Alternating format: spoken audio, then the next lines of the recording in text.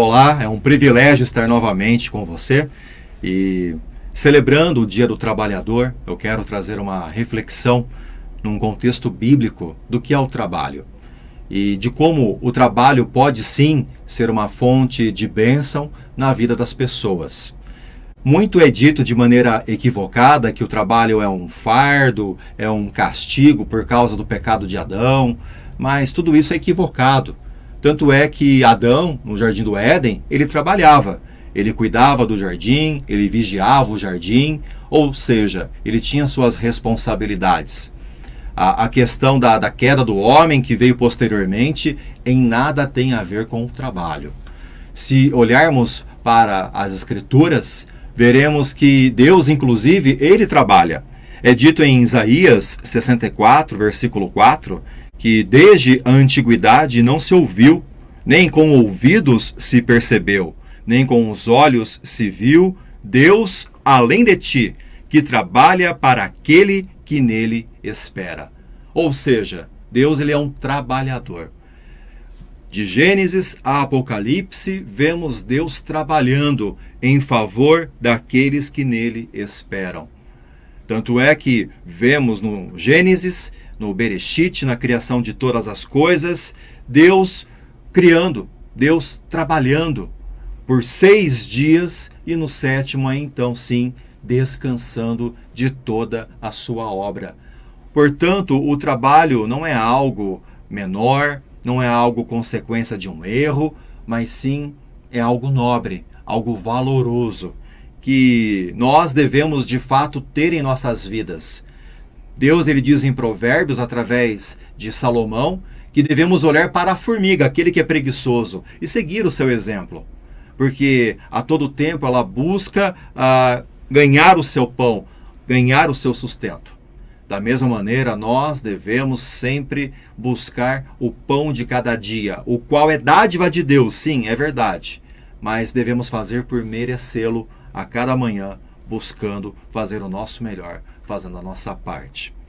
Olhando para o aspecto do trabalho, eu me recordo que em meio à pandemia, em 2020, eu gravei um vídeo que não foi institucional, não foi para a empresa na qual eu trabalhava como coordenador de treinamentos, mas sim foi feito por nossa igreja na ocasião para auxiliar aquelas pessoas que ou buscavam uma recolocação profissional ou um primeiro emprego.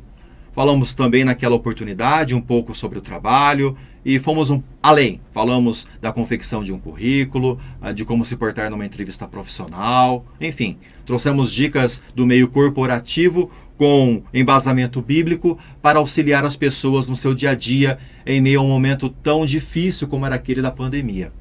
Você que nos assiste agora, seja no YouTube ou na sua rede predileta, eu vou passar um pequeno trecho para que você possa se recordar daquele nosso bate-papo. Deus cuida das aves do céu, Deus cuida dos homens, mas é importante entender que nós temos também nossa parcela de trabalho a ser feita. Tanto é que Josiah Holland ele declara que Deus dá a cada ave sua comida, mas não a lança no ninho. Ou seja, Deus não leva o café na cama para aquele que está no ninho. É necessário que a pessoa saia. Como diz o ditado, Deus ajuda quem cedo madruga. Nós devemos fazer o nosso papel, a nossa parte, trabalhar. Vivemos na história do capitalismo um momento de transição.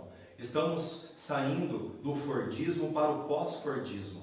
Há um filme chamado Tempos Modernos, no qual Charlie Chaplin, representado pelo Carlito, seu eterno personagem, ele está dentro de uma fábrica sendo engolido por engrenagens, e essa era a visão do Fordismo, do homem tendo uma disputa com a máquina.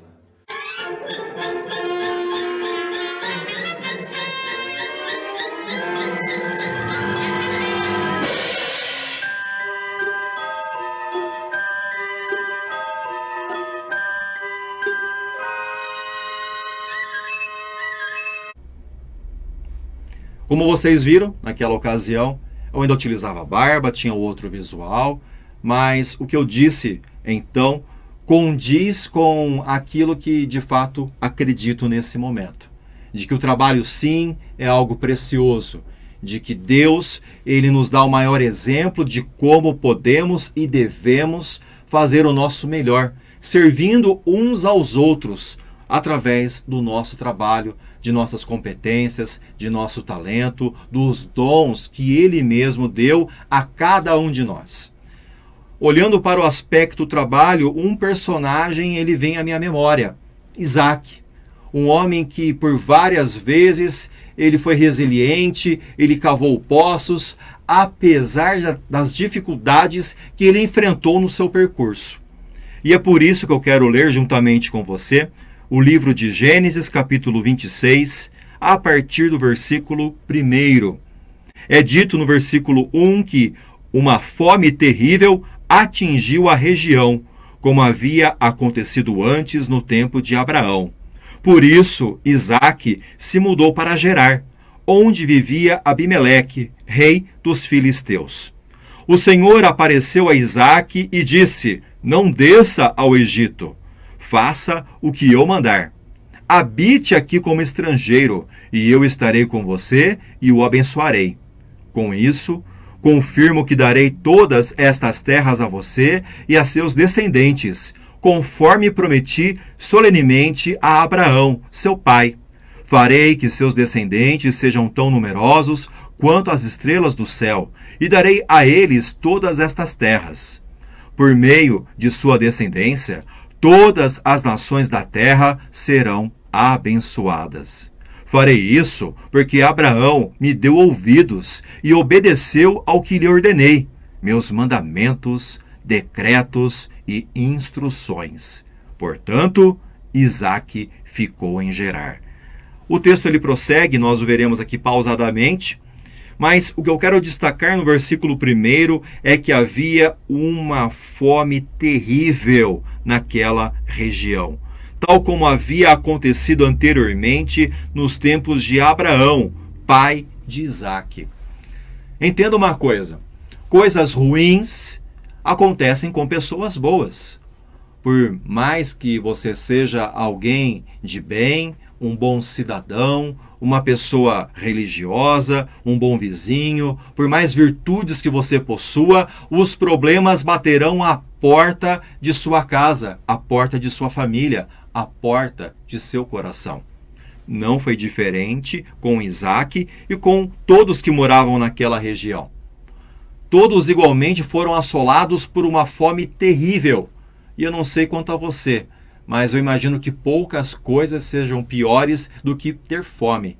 Felizmente, eu sempre fui uma pessoa favorecida na minha vida. Se não tivemos fartura, não tivemos a faltura. Sempre houve o pão, sempre houve o mantimento, a comida no nosso dia a dia, em cada refeição. Eu sei de muitas pessoas que não tiveram essa mesma sorte, que infelizmente provaram o dissabor da fome. E é algo terrível a privação de algo tão prazeroso e necessário à sobrevivência como a comida. E percebemos que no tempo, na região onde Isaque vivia, isso aconteceu. Tivemos recentemente, como eu lembrei brevemente aqui com você, a pandemia do coronavírus. Um período no qual as pessoas viviam assoladas pela insegurança, pela incerteza. Quando o medo ele espreitava pelos cantos, nós achávamos que o Covid pularia em cima de nós. Evitávamos até estar em locais públicos. Quando víamos alguma outra pessoa, até desviávamos a nossa caminhada, embora fossem difíceis as pessoas serem vistas nas ruas. Tanto é que existem algumas imagens icônicas, algumas fotos, gravações desse período da pandemia, especialmente da quarentena, quando até monumentos apareciam desertos, sem a circulação de nenhum pedestre. Algo realmente impressionante.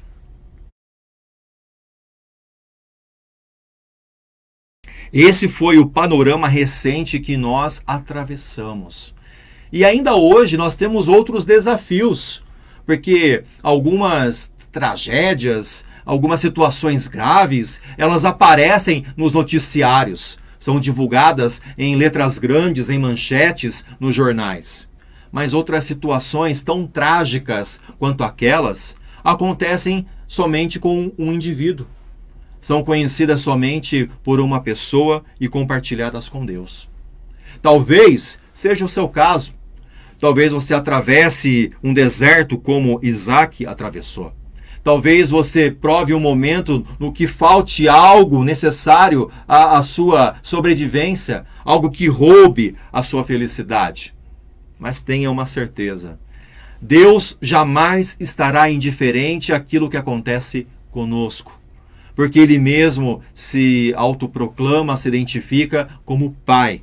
Tanto é que a oração modelo ensinada por Jesus Cristo aos seus discípulos foi o Pai Nosso, onde a primeira sentença, a primeira frase dessa oração é o reconhecimento de que nós temos um Pai nos céus.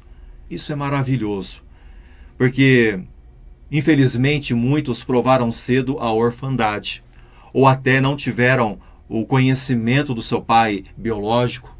Muitas pessoas foram privadas desse convívio muito cedo. Eu conheço algumas. Minha mãe, por exemplo, na adolescência ainda, ela se viu sem a presença paterna, sem a figura do seu pai. Meu avô Alcides, ele faleceu precocemente num acidente. Houve uma grande enchente em Santos e ele procurou salvar algumas famílias, algumas pessoas naquela enchente. E nisso, uma comporta metálica desceu sobre o seu braço, esmagando o seu braço. Por pouco ele não morreu afogado, ele foi resgatado a tempo, mas todo aquele lodo, aquela lama, aquela água suja acabou infectando a sua corrente sanguínea. E mesmo com a amputação do seu braço, ele sobreviveu poucos dias no hospital, na Santa Casa de Santos, até que viesse a óbito. Minha mãe tinha 14 ou 15 anos de idade na época. Também conheço outro exemplo de um amigo muito querido, André Mendes, o qual ele perdeu o pai muito cedo. Mas tanto o André, esse meu amigo, que é um excelente churrasqueiro, mas péssimo para a escolha de time, e eu não vou entrar na polêmica qual é o time dele, para não mudar o foco do nosso debate, do nosso bate-papo. Mas tanto o André quanto a minha mãe, Dona Cleide, perderam muito cedo seus pais, porém aprenderam algo: a importância do trabalho. Uma vez, perguntando a esse meu amigo o que ele se lembrava do pai, ele se lembrou de uma de suas virtudes e ele disse: meu pai era um trabalhador, nada faltava em casa. Da minha mãe, ouvi também o mesmo testemunho. O meu pai, ele era uma pessoa que gostava de trabalhar, tanto no seu serviço na Prefeitura de Santos, quanto nas horas vagas como pescador. Ele jamais deixou de levar o mantimento para a nossa casa. Mesmo naquele momento trágico, quando ele perdeu o seu braço, ele declarou à minha avó, Dona Neide, que ela não deveria ficar preocupada, porque ele ainda tinha um braço para trabalhar. Exemplos que marcaram esses dois filhos e que devemos também destacar nesse momento. Porque aqueles que tiveram o privilégio de ter essa figura paterna, com certeza, receberam um forte impacto, um forte legado de seus pais. Eu me recordo que meu pai, seu Eduardo, ele trabalhava das 8 da manhã até as 10 horas da noite, de segunda a quinta-feira, no bar que ele tinha na Vila Industrial, em Campinas. Os demais dias ele não trabalhava? Trabalhava. No final de semana, a sua carga horária era ainda maior. Ele trabalhava das 8 horas da manhã até as 2 horas da madrugada, de maneira ininterrupta, sem descanso. Ele almoçava de pé atrás de um balcão. Ele trabalhava muito para garantir o sustento, tanto meu quanto da minha mãe. Aos domingos, ele também trabalhava, das 8 ao meio-dia. E assim ele fez por 40 anos. E recentemente, eu até achei interessante, mexendo em alguns pertences do meu pai, eu achei uma lista de tarefas, de coisas que ele tinha que fazer na sua casa, que ele não teve tempo de fazer. Alguns consertos, alguns reparos. Então eu percebo que o trabalho estava no DNA do meu pai, como estava no DNA do meu avô Alcides, como está no DNA de tantos milhões de brasileiros. Isaac, ele era um trabalhador, ele aprendeu isso com seu pai, Abraão, mas apesar de seus talentos, de suas habilidades, de sua força de vontade, ele estava enfrentando a fome. Foi quando ele ouviu do Senhor, no versículo 2, o seguinte: apareceu o Senhor a Isaque e disse: não desça ao Egito. E aqui eu tiro a primeira conclusão que eu quero guardar no meu coração e compartilhar com você nesse momento.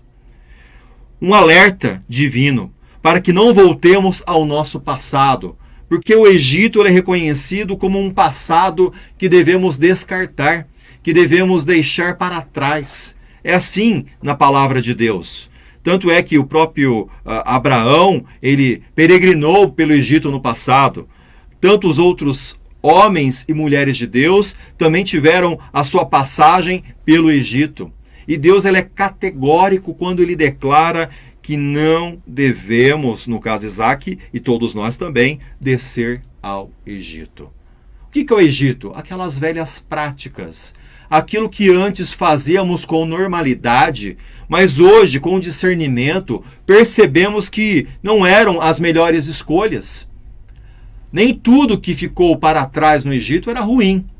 Tanto é que o povo de Israel, quando saiu do Egito e peregrinava pelo deserto, ele tinha saudades do Egito, dos condimentos, da comida, da cebola, do pepino, daquilo que ficou para trás no Egito. Eles não tinham saudades das chibatadas, porque eles eram escravos no Egito. Eles não se recordavam disso em certos momentos. Mas eles tinham saudades daquilo que foi bom. Nem aquilo que foi bom deve encontrar um espaço permanente em nosso coração. É claro que você ter saudades de algum bom momento que você viveu, que você teve, algum emprego que você passou na sua carreira, alguma função que você fez, tudo isso é válido, desde que não roube o seu presente e que não comprometa o seu futuro. O passado é um lugar que nós visitamos, mas onde é impossível fazer morada. Eu me recordo que na minha infância havia um filme muito popular na sessão da tarde, na sessão de gala, que passava com frequência na televisão aberta, que era Em Algum Lugar do Passado. Onde o ator que deu vida ao Superman original, ele... Claro que não era o Superman no filme, tá? Só para esclarecer. Ele voltava ao passado através de todo um processo mental para vivenciar um romance. E ele acabou perdendo toda a sua vida nessa trama, nessa história. Claro que falo de uma ficção, mas muitas pessoas tentam transformar a ficção em realidade, voltando constantemente ao passado, tentando reviver aquilo que não é possível mais, ou aquilo que não deveriam se recordar. Muita coisa do meu passado eu não tenho saudades. E eu oro para que Deus passe uma borracha, para que eu não tenha lembrança de tais coisas. É evidente que Deus não produz nenhum tipo de amnésia nas pessoas, não é disso que eu falo. Mas Ele nos faz olharmos de uma maneira diferenciada para aquilo que nós vivemos, ressignificando experiências. Citarei um breve exemplo. No pequeno trecho do vídeo que eu passei e compartilhei aqui, agora há pouco com vocês, quando eu ainda usava a barba, aquele foi um período muito específico da minha vida, porque tanto eu quanto meu pai tínhamos uma comunicação secreta, digamos assim. Meu pai, ele não gostava do uso de barba. Meu pai me chamava muito a atenção quando eu fazia a menção de deixar a barba. Só que ele mesmo, em alguns momentos da vida, utilizou a barba. E claro, quando eu era adolescente, jovem, uma vez eu perguntei a ele o porquê. Ele criticava tanto o uso da barba, mas usava a barba em alguns momentos da sua vida. E eu entendi quando ele me explicou o fato, o que eu vou compartilhar aqui agora com você. O meu pai, quando ele utilizava a barba, era pela questão de luto.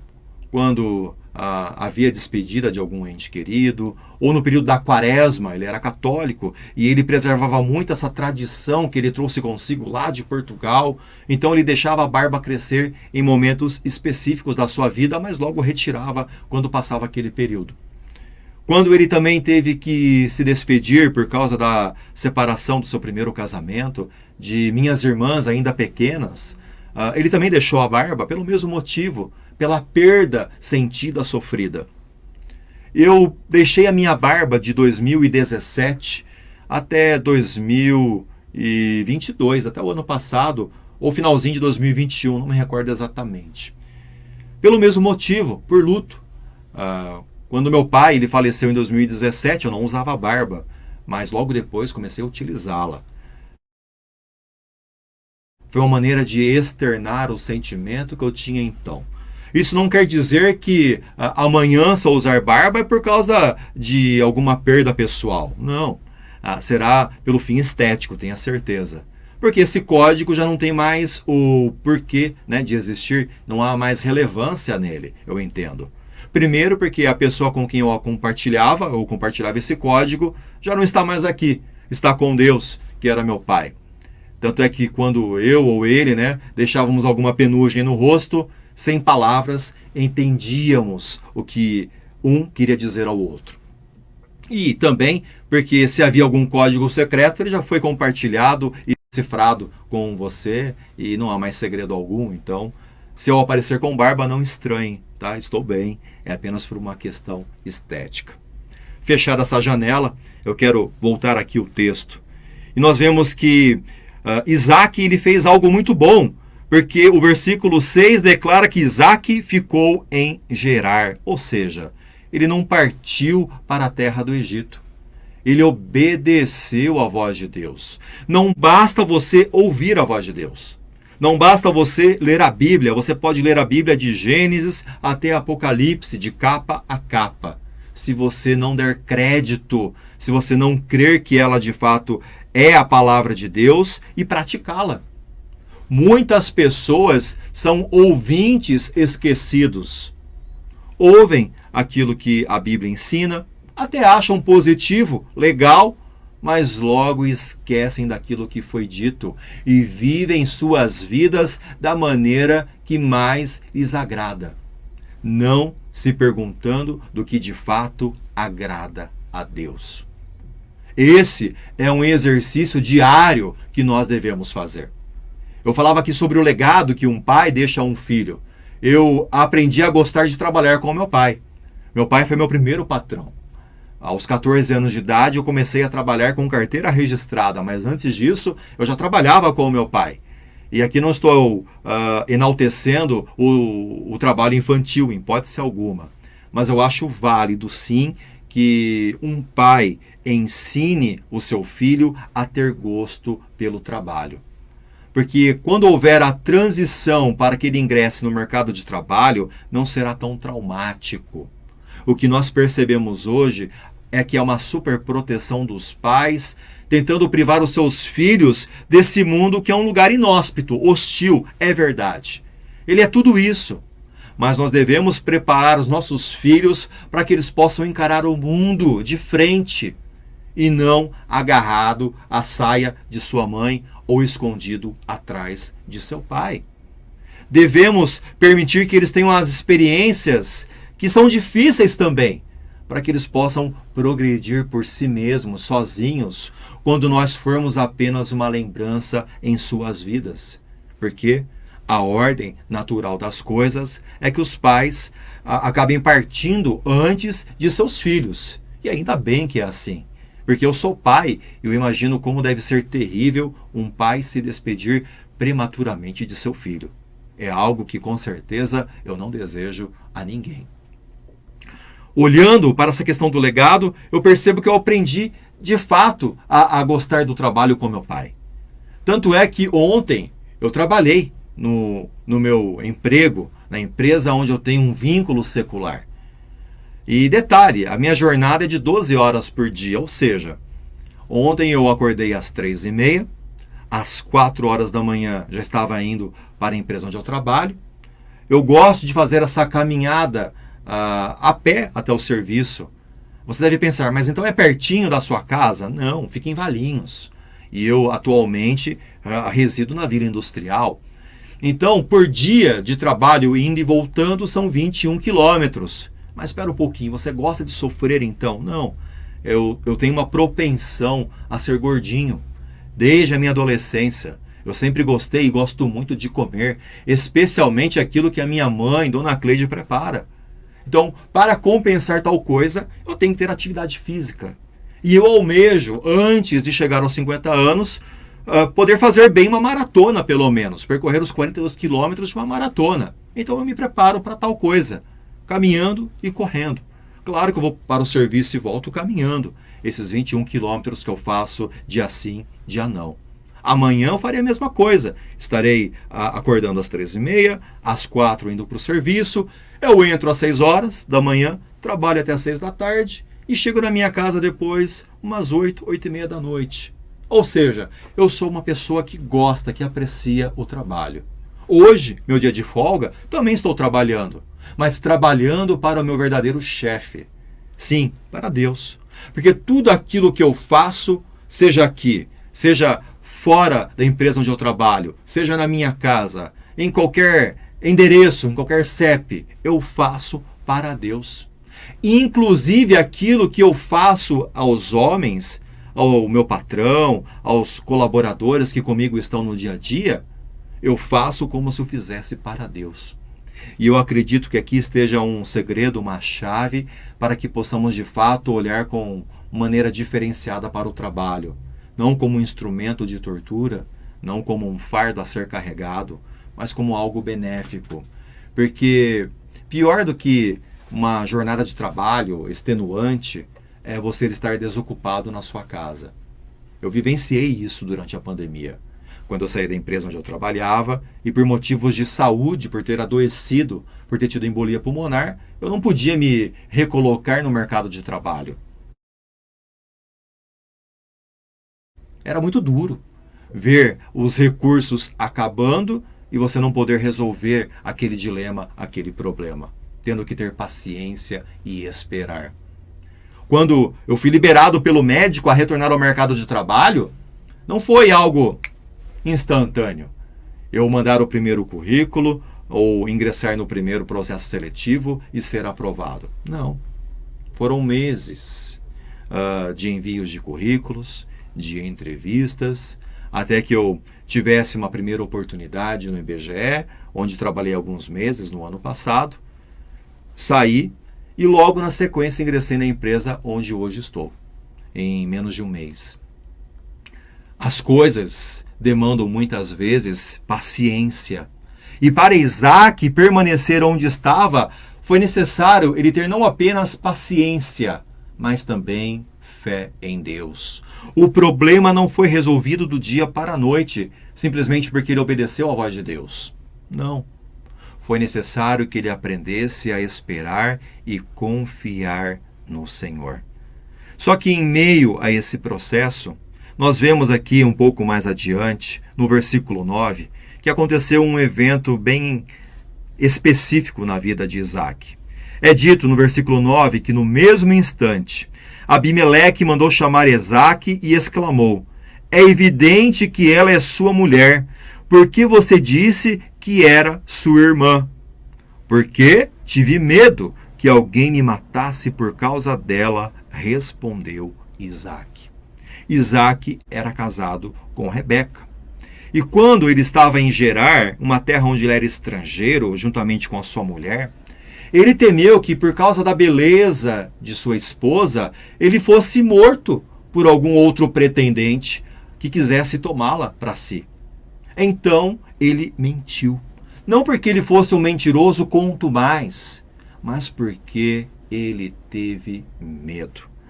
O que eu quero tratar aqui não é questão nem tanto do erro que ele cometeu, erro, aliás, que Abraão, seu pai, cometeu com Sara. Porque no passado, quando foi ao Egito, nós vemos que Abraão fez exatamente a mesma coisa. Ele disse que Sara, na época ainda Sarai, como era chamada, era sua irmã.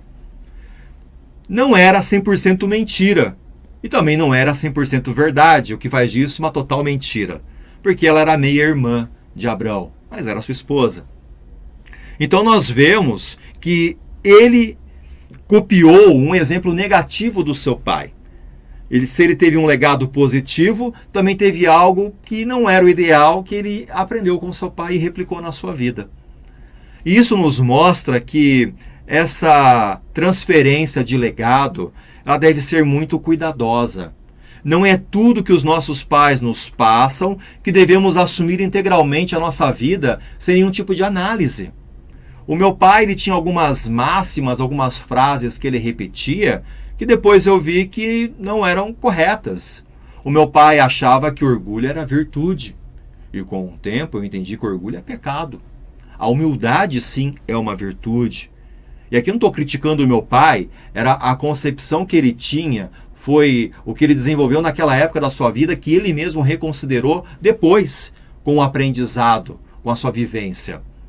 Mas vemos que Isaac, por causa do medo que ele sentiu no seu coração, ele tomou uma atitude equivocada. Ele errou.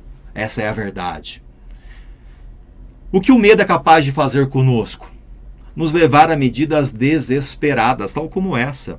Mas entenda que a preocupação de Isaac, ela era realmente complexa. Por quê? Ele temia pela própria vida, afinal, ele poderia ser morto por causa de algum pretendente que quisesse a sua esposa. Mas ele também temia por toda a situação, o estresse que ele vivenciava. Porque lembre-se, havia uma fome terrível naquela região. Isaac, ele herdou as posses do seu pai. Ele herdou as famílias que trabalhavam para o seu pai também, porque Abraão era um homem riquíssimo. Então muitas pessoas dependiam de Isaac.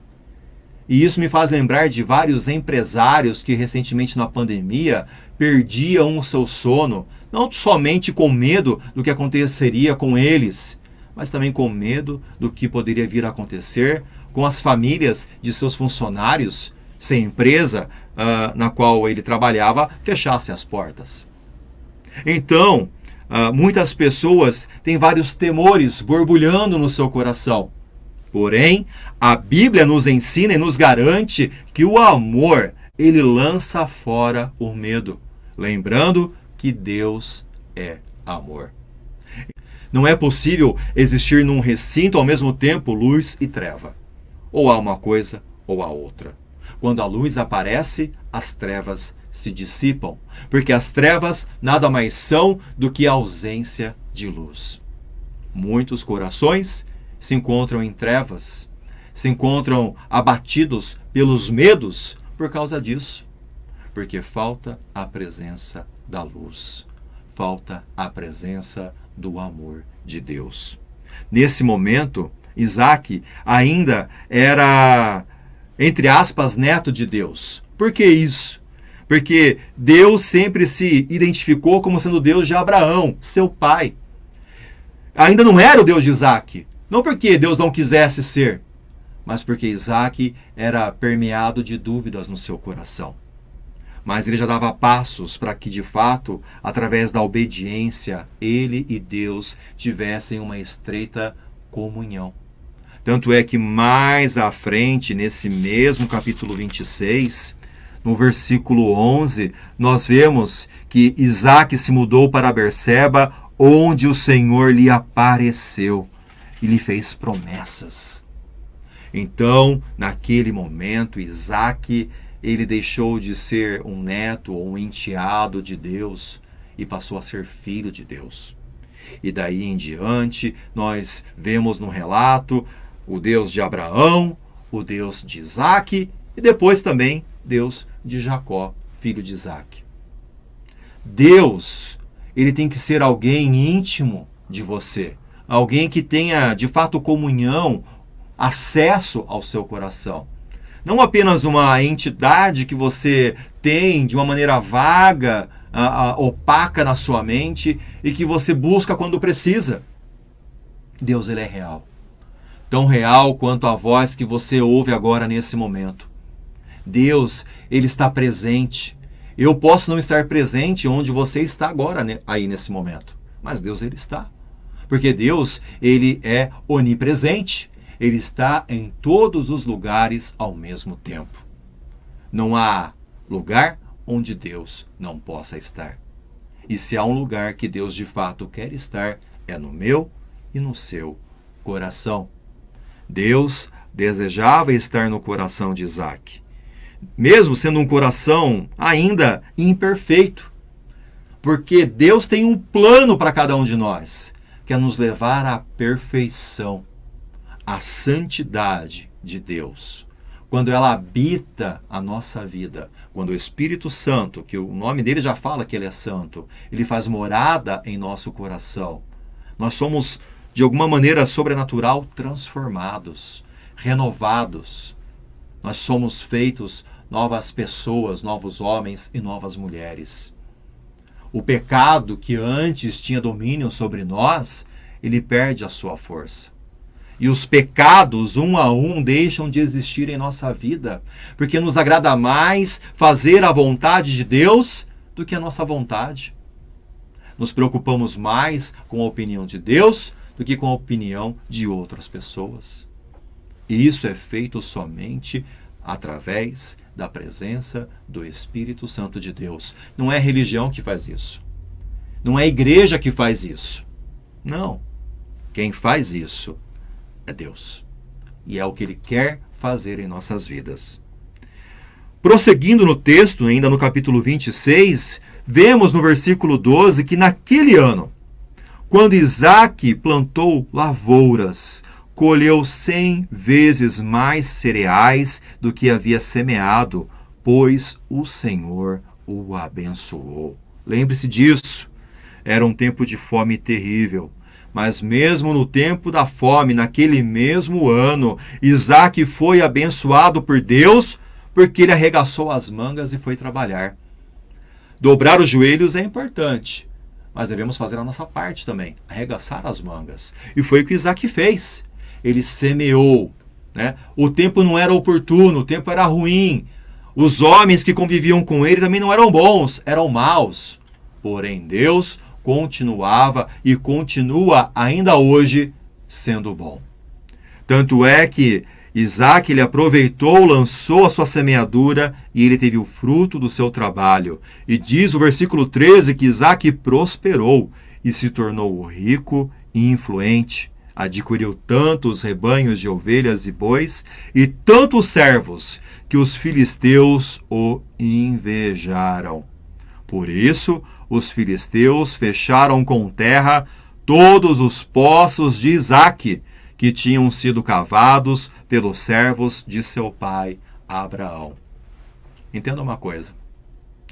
Quando você for abençoado por Deus, não por mérito pessoal, porque é claro, Isaque fez a sua parte, mas se nós prevalecemos contra qualquer adversidade, não é a força de nosso braço, não é a nossa graduação, pós-graduação, mestrado, nada disso que faz a diferença. O que faz a diferença é a misericórdia, a compaixão que Deus tem por cada um de nós. Se não fosse por Deus, hoje, cedo, você não teria levantado da cama, nem eu. Se estamos aqui, é fruto exclusivo da bondade de Deus, não mérito nosso. Então Isaque ele prosperou porque Deus lhe foi favorável. Porque antes Isaque ele foi obediente à voz de Deus, permanecendo em Gerar. Porque ele confessou seus erros. Eu lembrei aqui que ele fez algo que não devia, ele mentiu. Ele disse que Rebeca era a sua irmã, mas ele confessou o seu pecado a Abimeleque. Ele se arrependeu do que tinha feito. Viu que agiu feito uma criança, feito um menino, não como o homem que deveria ser e que se tornou mais tarde. Mas Deus não ficou aqui remoendo o passado de Isaque. Lhe deu uma nova oportunidade e ele aproveitou essa chance. Ele semeou e ele colheu mais do que ele havia semeado. Deus ele é generoso, entenda isso. Deus sempre lhe dará mais do que você é capaz de oferecer. Foi isso que aconteceu com Isaque. Só que os homens são invejosos. Tanto é que os filisteus, os vizinhos de Isaque, o invejaram. E o que eles fizeram? Houve aqui uma retaliação. Eles taparam com terra todos os poços de Isaque que o seu pai Abraão havia cavado no passado. Alguém já fez isso com você? Tentou jogar entulho nos seus poços? Fazer secar a fonte da bênção de Deus na sua vida? Alguém já tentou puxar o seu tapete, lhe fechar as portas que Deus abriu para você? Não o homem, porque é Deus quem dá a bênção. É Deus que é o abençoador, não o homem. Alguém já tentou fazer isso? Conseguiram, porque no caso de Isaac, eles tiveram êxito inicial. E a história prossegue no versículo 16 da seguinte forma, que Abimeleque, que era o rei, daquele povo, ordenou que Isaac deixasse aquela terra. Disse ele, vá para outro lugar. Você se tornou poderoso demais para nós. A injustiça, muitas vezes, ela será evidente na caminhada daquele que teme e serve a Deus. Isaac não tinha feito nada que aborrecesse os seus vizinhos. O que ele semeava, ele fez de maneira lícita. Os poços que foram cavados foram feitos de maneira lícita. Mas o que incomodava os seus vizinhos era o seu sucesso. É igual à história, à fábula infantil, que fala da serpente, da cobra que tenta engolir o vagalume, apenas porque o vagalume ele brilha. Algumas pessoas rastejam entre nós da mesma maneira. E quando percebem qualquer ponto brilhante em nossa vida, logo mostram as suas presas e tentam engolir os nossos sonhos. Mas o bom, nesse contexto todo, apesar da injustiça sofrida por Isaac, é que ele era um homem que tinha o coração na presença de Deus. Aquele homem que antes era instável, através das dificuldades foi fortalecido, porque esse é o propósito das adversidades. Nós podemos não gostar de problemas, mas eles têm a sua serventia. Eles nos deixam mais preparados para enfrentar o que vier à frente de nós.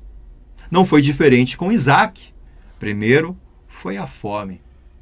Depois foi a inveja dos seus vizinhos e a injustiça promovida contra ele por Abimeleque, que falou, olha, vou ser franco, rapaz, vai para outro lugar.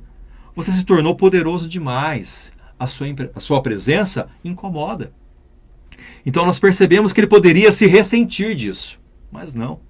O que ele fez, no versículo 18, nós vemos que Isaac reabriu os poços que seu pai havia cavado e que os filisteus haviam fechado depois da morte de Abraão. E lhes deu os mesmos nomes que Abraão tinha dado. Versículo 19 diz que os servos de Isaac também cavaram no vale de Gerar e encontraram uma fonte de água corrente. Ou seja, aquele homem, ele não se abateu com a dificuldade. Ele continuou trabalhando. Como bom trabalhador, ele arregaçou suas mangas e foi para a batalha, foi para a luta. Todo dia de manhã, quando eu desperto e saio para o meu trabalho, eu faço uma oração muito simples. Eu oro o percurso todo, na verdade, da minha casa até o trabalho, e quando volto faço o mesmo. É um tempo muito bom de devocional, de comunhão com Deus que eu tenho. Mas hoje, cedo, eu repeti uma oração que geralmente eu faço. Eu sempre peço para Deus pés ligeiros, para poder me esquivar dos golpes do inimigo. Eu peço mãos de pedra, para que eu possa acertar o meu adversário e jogá-lo por terra, na lona. E peço principalmente um coração aceso na sua presença, que arda, que queime, para que eu realmente sinta aquilo que ele sente. Quando nós temos de fato um coração nas mãos de Deus, os problemas eles vêm da mesma maneira. De onde nós menos esperamos. Pois é. De onde você menos espera, até de seus aliados, tal como no caso de Abimeleque, é que surge aquela palavra dura, aquela injustiça, aquela afronta. Mas Isaac não se abateu. Cavou os poços, encontrou água corrente. E poderíamos dizer que todos viveram felizes para sempre. A narrativa acaba aqui? Não. O versículo 20 diz que, contudo, os pastores de Gerar entraram em conflito com os pastores de Isaque. Esta água é nossa, diziam eles. Por isso, Isaque chamou o poço de Ezeque. Ezeque, em hebraico, significa discussão. Em seguida, os homens de Isaque cavaram outro poço, mas novamente houve conflito por causa dele. Por isso, Isaque o chamou de Sitna. Sitna, em hebraico, significa hostilidade. Isaque abandonou esse poço e mandou cavar outro mais adiante. Dessa vez, ninguém discutiu por causa dele, de modo que Isaque o chamou de Reobote, pois disse: finalmente o Senhor criou espaço suficiente para prosperarmos nesta terra. Reobote significa lugar espaçoso. Mas antes de Isaque estar num lugar espaçoso, ele enfrentou conflitos, enfrentou a discussão, ele enfrentou a hostilidade dos seus vizinhos.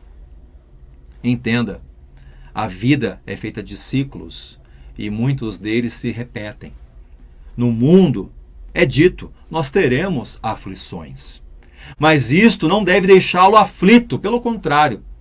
Você deve ficar seguro e confiante em Deus. Porque se no mundo temos aflições, também é dito que Ele, o Senhor, Jesus Cristo, Ele venceu para que pudéssemos compartilhar a sua vitória. Lembre, não é a nossa força. Quando eu olho para a minha própria força, eu fico desencorajado. Eu sou pequeno, eu sou fraco, eu sou uma pessoa carente da graça de Deus. Porém, quando eu olho para o meu Redentor que vive para todo sempre, eu sou fortalecido apesar da minha fraqueza. Eu não tenho nada que me faça parecer melhor aos olhos de Deus. Deus não tem filhos prediletos. Não. Ele ama a todos, inclusive aqueles que não se identificam como seus filhos, que são apenas criaturas de Deus. Porque é dito em João 3,16 que Deus amou o mundo, não apenas a igreja, não apenas aqueles que se identificam como seus filhos, mas Deus amou o mundo de tal maneira que Ele deu. Deu o quê? Deu quem? O seu Filho, o único Filho por Ele gerado, para que todo aquele que nele crê não pereça, mas tenha vida eterna. E aqui é um ponto que eu quero destacar. É evidente que Deus pode fazer você próspero nessa terra, tal como fez a Abraão, tal como fez a Isaque e a tantos outros homens, até em nossos dias. Pode fazer de você um grande empresário, uma pessoa bem-sucedida na sua carreira, pode, claro. Mas o inverso também pode acontecer. Talvez aquilo que você almeja, aquilo que você espera nessa terra, não aconteça conforme o seu cronograma, conforme o seu planejamento. Mas o mais importante é aquilo que nos aguarda na eternidade. O nosso viver tem que ser Cristo. A morte é um lucro para o cristão. Não que o cristão ele tenha ansiedade pela morte, não é isso que eu falo. Eu gosto da minha vida, eu quero aproveitá-la bem e servir a Deus em cada dia da minha vida, cumprindo a missão que Ele me deu. Esse é o propósito da minha vida.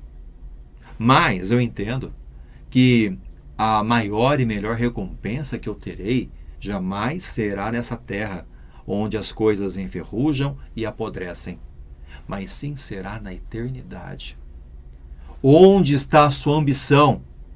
Se ela estiver nessa terra, lamento dizer que você está desperdiçando o seu tempo, os seus dias. Eu não valorizo coisas. Eu aprendi, através da minha vida, a valorizar pessoas. Eu valorizo relacionamentos.